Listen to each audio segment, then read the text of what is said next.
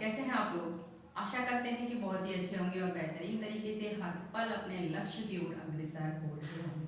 तो चलिए शुरू करते हैं आज की क्लास और देखते हैं इकोनॉमिक्स। और क्लास शुरू करने से पहले यदि आप हमारे चैनल पर फर्स्ट टाइम विजिट कर रहे हैं तो आप हमारे चैनल को सब्सक्राइब करना ना भूलें, क्योंकि आगे आने वाले एग्जाम्स में आपको हमारे चैनल से निश्चित ही मदद मिलेगी। यदि आप ज्योग्राफी सब्जेक्ट से रिलेटेड हैं या फिर इकोनॉमिक्स या फिर मैथमेटिक्स, तो आपको बहुत सारे वीडियो प्रोवाइड किए गए हैं। तो यहाँ पर हम बात कर रहे थे, जो प्रीवियस वीडियो था उसमें हमने बात की थी मुद्रास्फीति की और मुद्रा संकुचन की। अगर मुद्रास्फीति होती है तो वो भी अर्थव्यवस्था के लिए हानिकारक है और मुद्रा संकुचन है वो भी अर्थव्यवस्था के लिए हानिकारक है। जब हम इन दोनों की बात कर रहे थे तो फिर अब इन दोनों स्थितियों से उभरने के लिए हमें क्या करना होगा, क्या सरकार की रणनीति होती है और इसमें कौन सहभागी होता है जो कि इसको नियंत्रित कर सकता है। अब बात कर रहे हैं हम यहाँ पर सबसे पहले रिफ्लेशन की, अर्थात जो इन्फ्लेशन हुआ है उसको कंट्रोल करने के लिए हम बात करेंगे रिफ्लेशन की। और यहाँ पर दूसरी बात करेंगे हम डिसइन्फ्लेशन की, अर्थात दोनों ही स्थितियों से कैसे निपटा जा सकता है। तो यहाँ पर मेन मुद्दा होता है कि सरकार या फिर आरबीआई के द्वारा जानबूझकर नियंत्रित व नियोजित तरीके से वस्तुओं और सेवाओं की कीमतों में यदि वृद्धि कर दी जाए तो यहाँ पर आप मुद्रा संस्फीति हो जाएगी। कहने का तात्पर्य है कि अगर वृद्धि कर देंगे तो जो मुद्रा संकुचन हुआ है उसका हमें उपाय मिल जाएगा, अर्थात कंडीशन हमारी वापस वहीं पहुंच जाएगी जनरल प्राइस लेवल पर। तो चलिए इसे थोड़ा सा नोट करते हुए भी चलिए, क्या है रिफ्लेशन। क्योंकि लास्ट जो था कल उसमें हमने बात की मुद्रा संकुचन की, अब हम संकुचन की ही बात करते हैं यहाँ पर कि मुद्रा संकुचन की जो स्थिति है ये है हमारा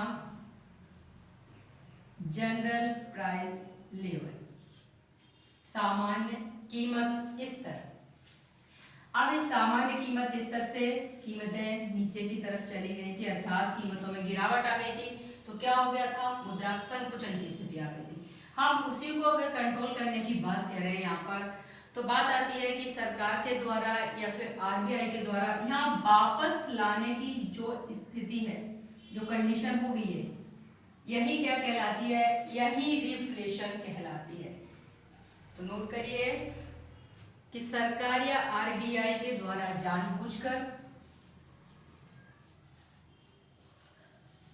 सरकार या आरबीआई के द्वारा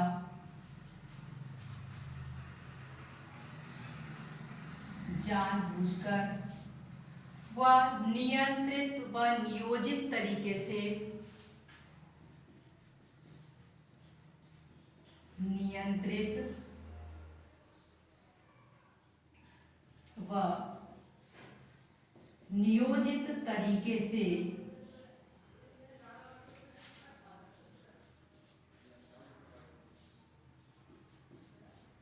वस्तुओं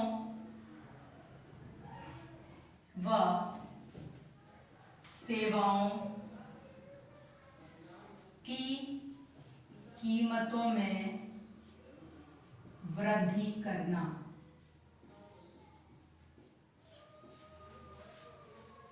क्या हुआ है यहाँ पर, क्या हुआ कि कीमतों में वापस वृद्धि कर दी गई, जो कि जनरल प्राइस लेवल था वो वापस उसी स्थान पर आ गया।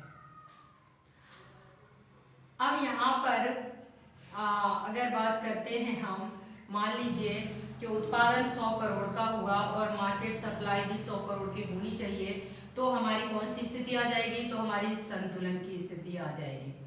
अब बात आ रही है कि 100 करोड़ का उत्पादन हुआ लेकिन वहां पर मार्केट सप्लाई कितनी, 70 करोड़ की ही मान लीजिए हो पाई, तो क्या हुआ, कीमतें गिर गई, अर्थात डिफ्लेशन हो गया।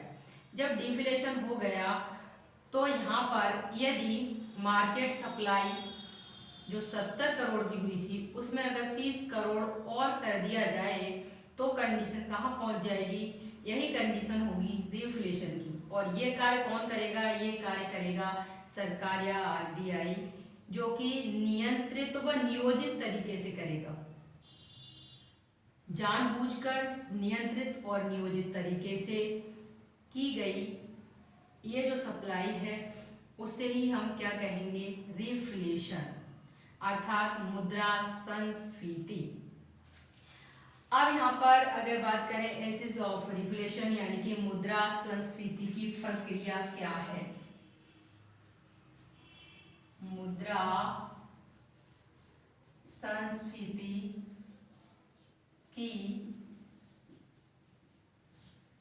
प्रक्रिया, तो यहाँ पर सरकार और आरबीआई नियंत्रित और नियोजित तरीके से अर्थव्यवस्था में मुद्रा की पूर्ति या तरलता में वृद्धि कर रहा है।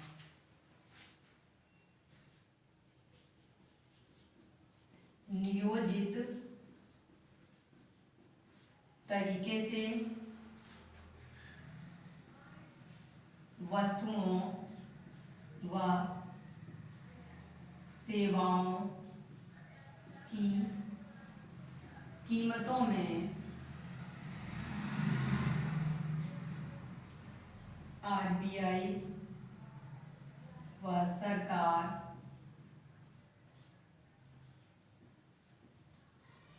जानबूझकर क्या कर रहा है, वृद्धि कर रहा है।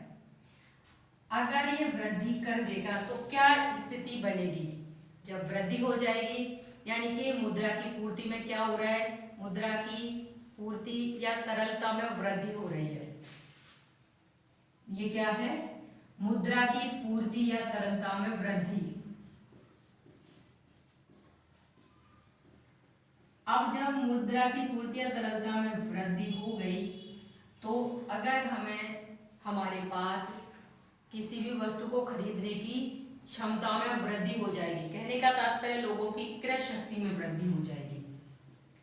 जब लोगों की क्रय शक्ति में वृद्धि होगी तो फिर क्या होगा, अर्थात जब हमारे पास पैसे हैं सामान खरीदने के लिए तो हम सामान खरीद सकते हैं। अब यहाँ लोगों की क्रय शक्ति में वृद्धि होगी तो स्वाभाविक है कि वस्तुओं की मांग में वृद्धि होगी। किसमें वृद्धि होगी,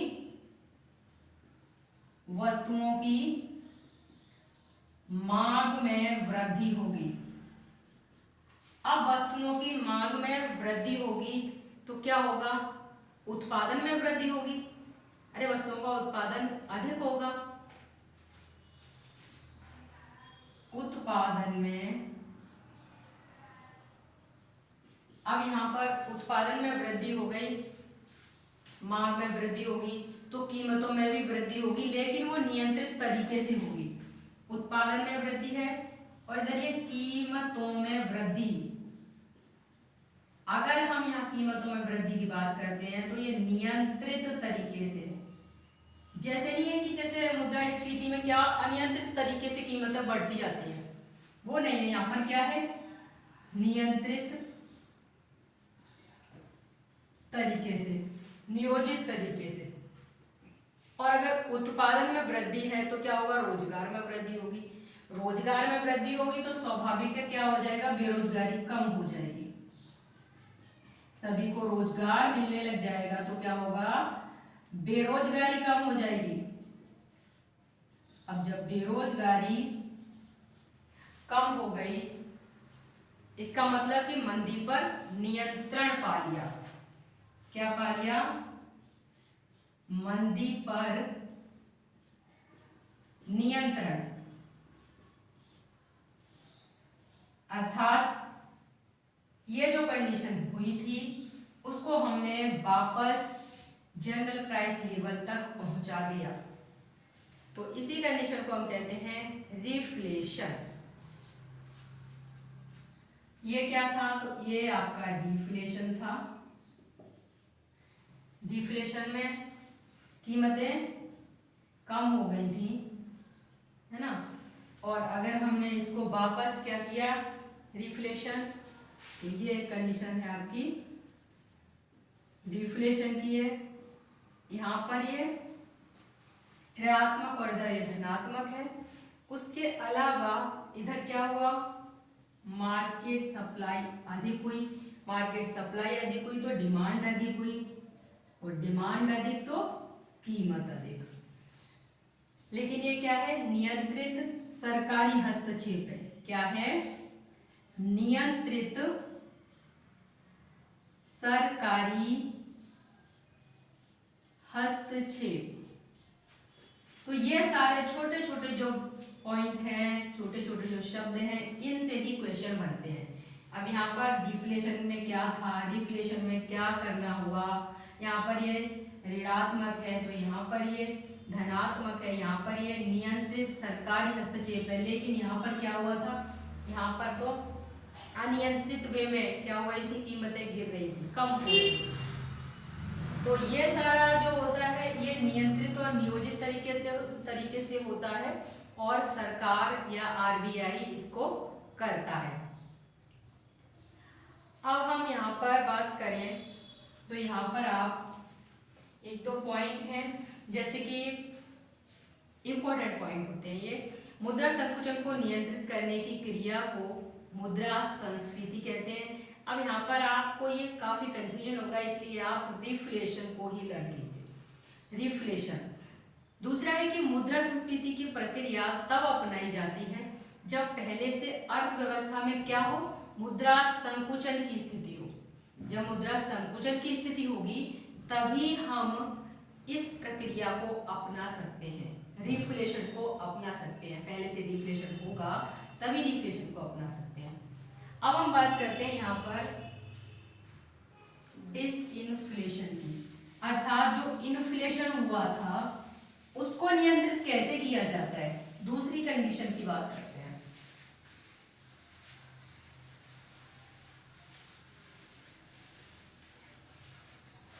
तो ये है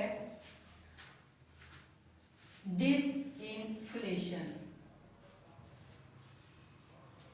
अब यहां पर मुद्रा अपस्फीति, यहाँ क्या होता है, तो यहाँ पर इन्फ्लेशन को नियंत्रित करने की क्रिया को डिसइंफ्लेशन कहते हैं। इन्फ्लेशन को नियंत्रित करने की क्रिया को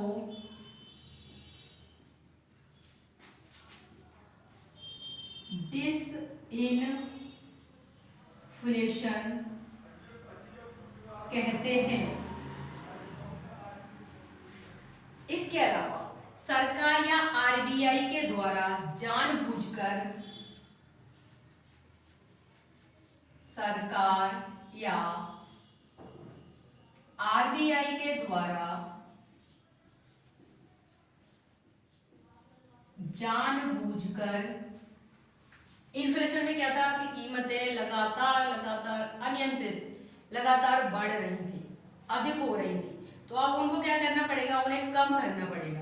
तो यहाँ पर सरकार या आरबीआई के द्वारा जानबूझकर मुद्रा की पूर्ति में कमी करके, मुद्रा की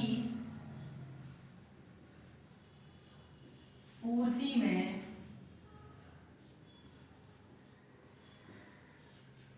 कमी करके नियंत्रित तथा नियोजित तरीके से कीमतों को कम करना ही नियंत्रित तथा नियोजित तरीके से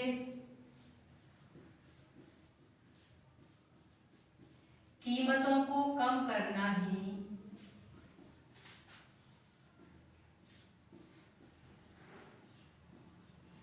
डिसइंफ्लेशन है।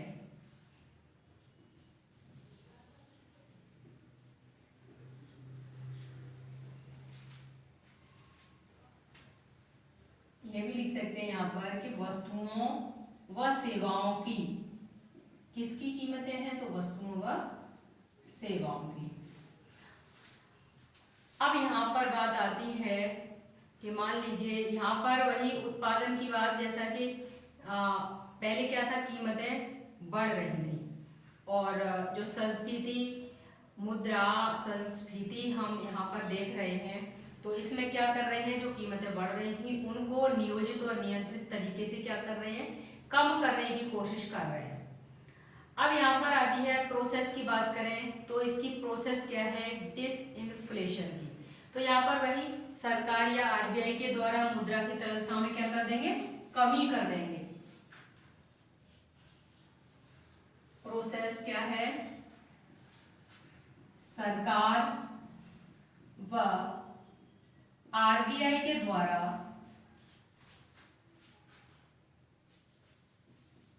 मुद्रा की पूर्ति या तरलता में कमी। अब देखिए मुद्रा की पूर्ति या तरलता में कमी हो जाएगी तो फिर क्या होगा, लोगों की क्रय शक्ति में कमी हो जाएगी। जब मुद्रा ही नहीं है तो आप क्या सामान खरीद सकते हैं, नहीं खरीद सकते, अर्थात लोगों की क्रय शक्ति में कमी हो जाएगी।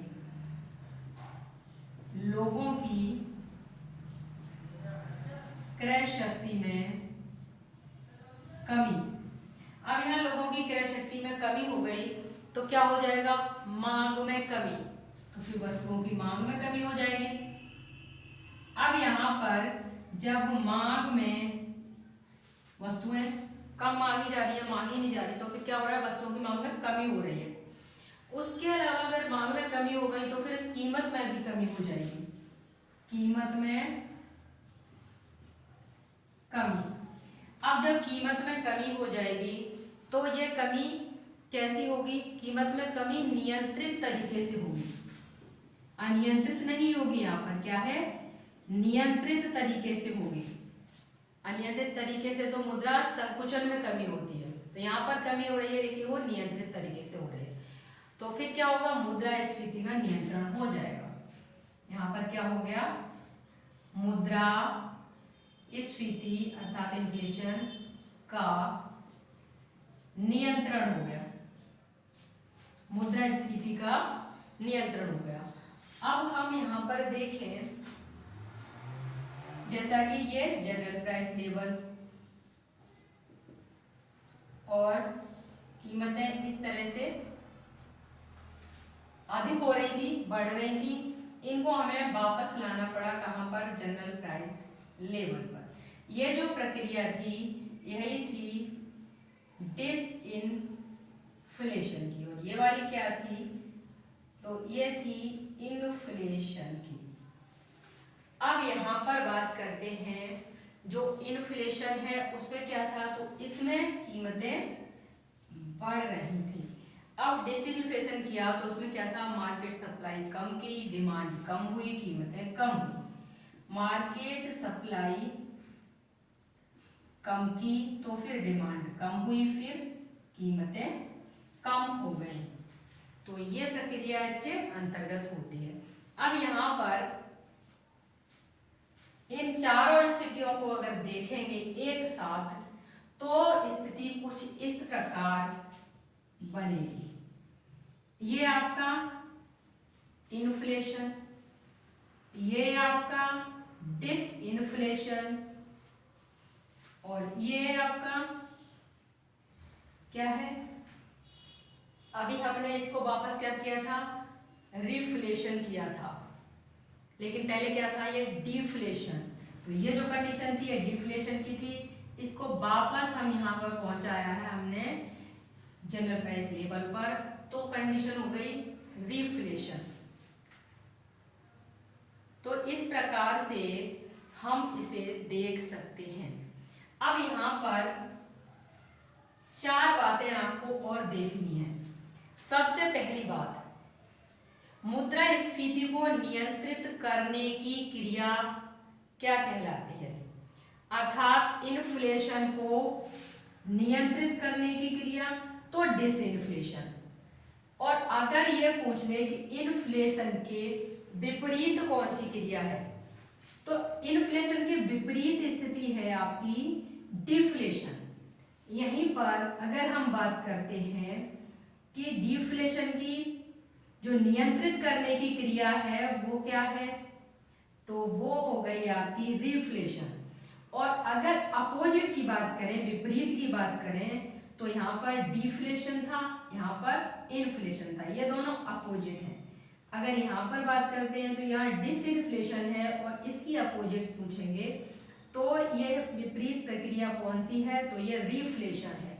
इस प्रकार से यहाँ 4 पॉइंट आप अवश्य याद रखिए क्योंकि क्वेश्चन यहीं से बनता है। अब हम बात करें यहाँ पर तो एक स्थिति अभी और बचती है जिसके बारे में हमने बात की थी कि एक स्थिति ऐसी होती है जिसमें कि मुद्रास्फीति और मुद्रा संकुचन दोनों ही स्थितियां एक साथ बन जाएं, तो उसे हम क्या कहते हैं, उसे हम कहते हैं स्टैगफ्लेशन, गतिहीन स्फीति। तो उसकी भी बात यहाँ पर करते हैं।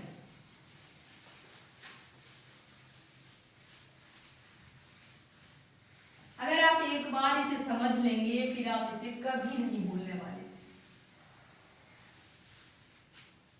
तो ये है स्टैगफ्लेशन।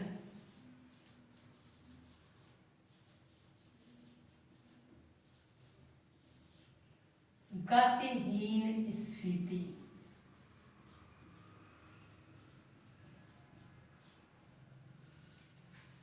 ये गतिहीन स्फीति है। यहां पर क्या हो रहा है, तो यहां पर मुद्रा स्फीति भी है और साथ में प्लस में क्या है, मंदी है। अर्थात मंदी है तो क्या है, मांग में क्या हो जाएगा, मंदी में मांग में कमी। स्फीति में क्या है, कीमतें बढ़ रही हैं। अब अगर किसी वस्तु की मांग में कमी होती है तो क्या हो जाता है, उत्पादन में भी कमी हो जाती है। और अगर उत्पादन में कमी होगी तो रोजगार में कमी, रोजगार में कमी होगी तो स्वाभाविक है कि बेरोजगारी हो जाएगी। अर्थात बेरोजगारी कैसे हो जाएगी, अधिक हो जाएगी। और अगर बेरोजगारी अधिक हो जाएगी तो क्या होगा, गरीबी अधिक हो जाएगी, गरीबी अधिक हो जाएगी। अगर ये सब हो जाएगा तो क्या होगा, अर्थव्यवस्था में निराशा का माहौल हो जाएगा।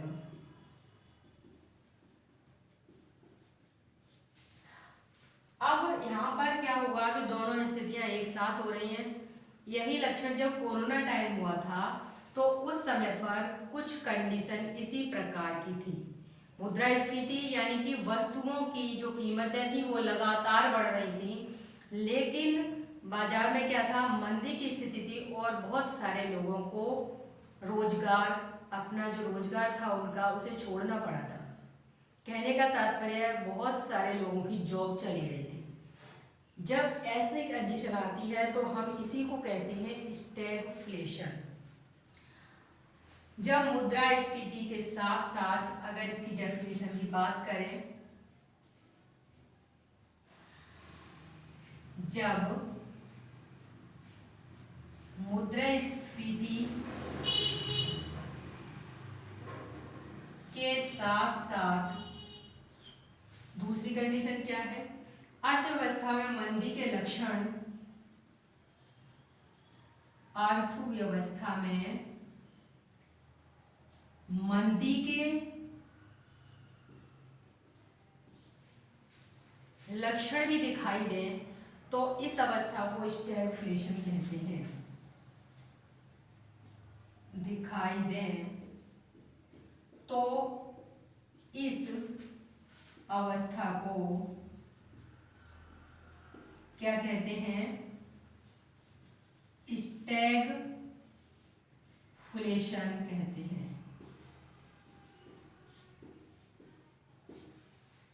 तो ये हो गया आपका इन्फ्लेशन, डिफ्लेशन, डिसइन्फ्लेशन, रिफ्लेशन और स्टैगफ्लेशन कंप्लीट हो गया। तो आज की क्लास में बस इतना ही। यदि आप हमारे चैनल पर फर्स्ट टाइम विजिट कर रहे हैं तो आप हमारे चैनल को सब्सक्राइब करना ना भूलें, क्योंकि आगे आने वाले एग्जाम्स में आपको हमारे चैनल से निश्चित ही मदद मिलेगी।